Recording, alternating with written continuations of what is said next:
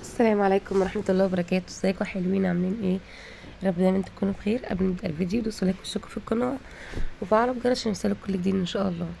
هنا بقى فريدة وسليم كانوا رايحين الدرس، المفروض انا بوديهم، بس انا بقى استغلت ان مصطفى موجود وقلت له ايه هو يوديهم، يا اما انا مش هعمل اكل، ما هي الاكل انا اوديهم، مكانش في وقت خالص. اول ما جيت من الشغل الصراحة دخلت بسرعة، كانوا من نفسهم ياكلوا بيتزا، وقلت مش هقول لهم هعجنها عشان لو لحقت ان انا اعملها على طول هعملها، ما عملتهاش مبقاش ايه عشمتهم بحيث ان انا هوديهم الدرس. هنا بقى خلاص كان لابس الكوتشيات وماشيين، فهو متضايق فانا رزعت الباب، والحقيقه ان هو اللي رزعه. المهم ايه، هما مشي وانا دخلت الاوضه دي، كانت طبعا كانت زي ان ده هي كده بالنسبه لكم ممكن تكون برضو مش نظيفه يعني ومش رايقه، بس ده هي كده في احسن حالتها. انا صورتها قبل بس الفيديو تقريبا اتمسح، ومشيتهم بقى ودخلت قلت اشوف هعمل ايه. فزي كنت زي ما كنت بقولك في الاول، اول ما جيت من الشغل عجنت لهم، عملت عجينه بيتزا على طول، وعلى ما حضرت بقى الحاجه بتاعتها والكلام دوت كان الوقت خلاص، وقت اللي معايا الدرس جه. فقعدت بقى اتحايلت على مصطفى ان هو يروح هو يوديهم وانا اكمل الاكل، عشان لو انا وديتهم هرجع مش هلحق اكمل.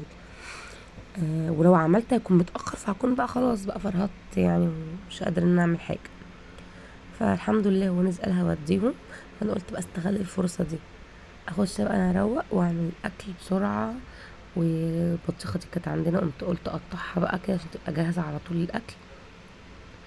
البطيخ اصلا عندنا يا جدعان بيجي مش بيقعد، ده احنا البطيخ عندنا البطيخه بتيجي في يوم تخلص في نفس اليوم، نادر نادر جدا لو باتت تاني يوم يعني. البطيخه دي اللي خلاها دي كده يعتبر بايته لتاني يوم، اللي خلاها بايته ان هما كانوا بطيختين مش واحده. احنا جبنا واحده واخويا وهو راجع جايب واحده، فكان خسرت الخير خيرين يعني، ده اللي خلى ان في بطيخه تاني قعدت تاني يوم. فقمت ايه قلت اقطعها بقى كده اهوت عشان خاطر لما نتغدى بقى، ويعتبر وقتها اتعشينا عشان هما كانوا راجعين تقريبا 8:30.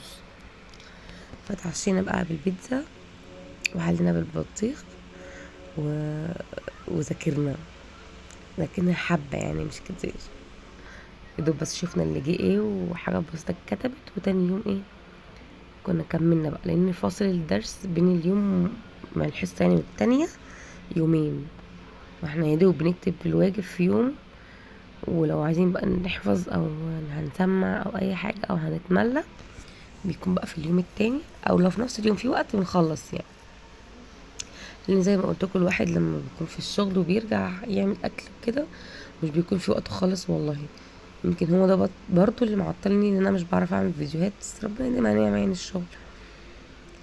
برجع مش بكون طبعا قادرة ان انا افتح لسه كاميرا واظبط واعمل، برضو التصوير مش سهل يعني، الناس اللي بتصور بتبقى عارفة حتى لو حاجة بسيطة، بس برضو لازم تكون مظبطة لها يعني انا امبارح كنت برضو ناوي اعمل فيديو كده، كان برضو حاجة بسيطة وبس، معرفتش، كسلت جدا ان انا لسه اجيب بقى الكاميرا وهعمل وهسوي، فقلت بلاش احسن يعني خالص، مش مشكلة مادام حاجة مش قد كده، فمش لازم. وبرضو الفيديو دوت بسيط خالص، بس اهو يعني قلنا نشارككم اليوم ده طبعا بيتكرر مرتين في الاسبوع، فطبيعي مش مرتين في الاسبوع هنكرر نفس الموضوع، الا بقى لو في ايه هدف او حاجة هنوصلها يعني. بس زي ما انتم شايفين كده خلصنا البطيخة، هنركن بقى ده على جنب، هحاول ادخله في التلاجة دلوقتي، بس قلت اشيل القشر الاول وننضف مكانه. والله اصلا عايز اقولكم انا بمنتج الفيديو ده دلوقتي، مش هتصدقوني ان الساعة 4 الفجر نمت وصحيت وقلت بقى منتج الفيديو عشان انزله لكم الصبح ان شاء الله. كنت بقى ايه، طبعا في والله فيديوهات صغيرة كده دي راحت مني، انا معرفش اتمسحت ازاي، انا مش لاقيها والله، عمالة ادور عليها مش لاقيها. الفيديو اللي هو كان الأوضة قبل ما تروق شوية يعني، والبيتزا قبل ما تخش الفرن، طبعا ما صورتش بقى العجينة والكلام ده كله لان ايه، انا عملتها تقريبا مرتين عندنا على القناة يعني، والطريقة اللي بعمل بيها هي واحدة مش بغيرها، هي اسهل حاجة يعني الصراحة. كنت زمان بعمل بقى باشكال ومكونات وحاجات ايه، بس اعتمدت بقى الطريقة اللي انا بشتغل بيها على طول دلوقتي دي.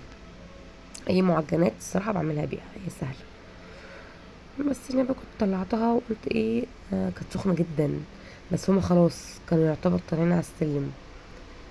وعايزه اقول لكم هما طبعا على ما طلعوا واتنحوا كده شويه وغيروا، كانت بردت. ودي ما بتتاكلش غير تطلع من الفرن تتاكل على طول. نقطعها ونحطها بقى في الصينيه. انا كنت عامله تقريبا 3 صواني.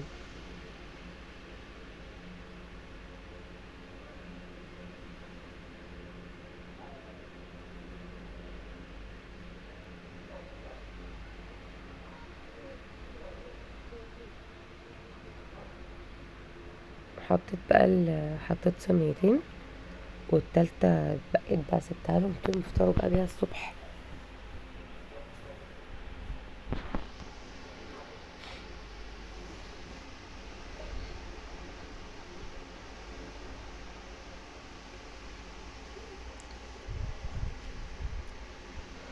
قلت بقى احطها لهم في الطبق الحلو دوت، ياكلوا بنفس يعني.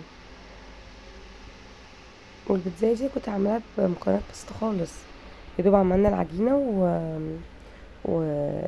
وجبت لانشون، وعملت بقى التسبيكة يعني الصلصة بتاعتها دي، وحطيت عليها لانشون وجبنة بس.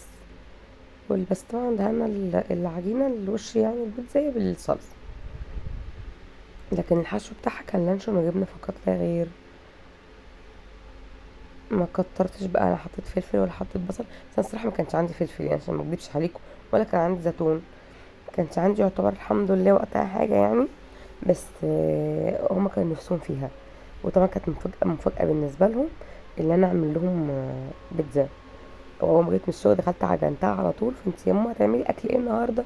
قلت له مش هعمل، احنا عندنا درس ما عندناش وقت عشان نعمل اكل. كانت مفاجاه بقى اللي هما لما رجعوا ان هما لقوا البيتزا جاهزه. كنت وقتها والله عايزه اعمل لهم رز بلبن، برضو هما بيحبوه. بس ما قدرتش الصراحه يعني، كان خلاص هما خدوا معاهم مع وقت اكتر من وقتهم. لان انتوا لو كنت شفت الاوضه قبل ما تتعمل كنت عرفت بجد ان انا كتر خيري قوي ان انا عملت حاجه تانية معاها، مع اني شكلها مش قد كده. بس لا لا لا، لو كنت شفتها كنت عرفت ان هي قد كده قوي. دي كانت السنه التانية بقى انك قطعتها وحطيتها مع الاكل وكلناها. والتالتة بقى كانت لسه سايباها في الفرن، فاحنا قعدنا كلنا على ما التالتة كانت خلصت بقى. بس زي ما انتم شايفين بقى الجمال والشياكة. المرة دي بقى ايه، حبيت انا ارفعها شوية. بس طبعا الحمد لله برضه مكانتش ناشفة يعني، بس انا ايه رققتها شوية. احنا كنا خلاص بقى الفيديو بتاعنا كده خلاص خلص، وكان في اخره. هما كانوا بيكتبوا شوية بقى من الواجب، كانوا جايين متحمسين يعني من الدرس. فقلت مش هكسر بخاطرهم، تحمسوا واكتبوا. وكانت سرية طبعا قاعد شايفين بقى الارض عاملة ازاي جنبيهم. خلاص مجرد ما هما دخلوا البيت ربنا يهديهم يعني ويخليهم، الدنيا اتبهدلت يعني. بس يا رب الفيديو بتاعي النهارده يكون عجبكم. حاجه بسيطه خالص، ممكن ما تكونش ليها حاجه بس هادفه يعني، انتي بتقومي تعملي اي حاجه في اي حاجه. يا رب يكون الفيديو عجبكم. يلا دوسوا بقى لايك واشتركوا في القناه لسه ما اشتركتوش، وفعلوا الجرس عشان يوصلكوا كل جديد.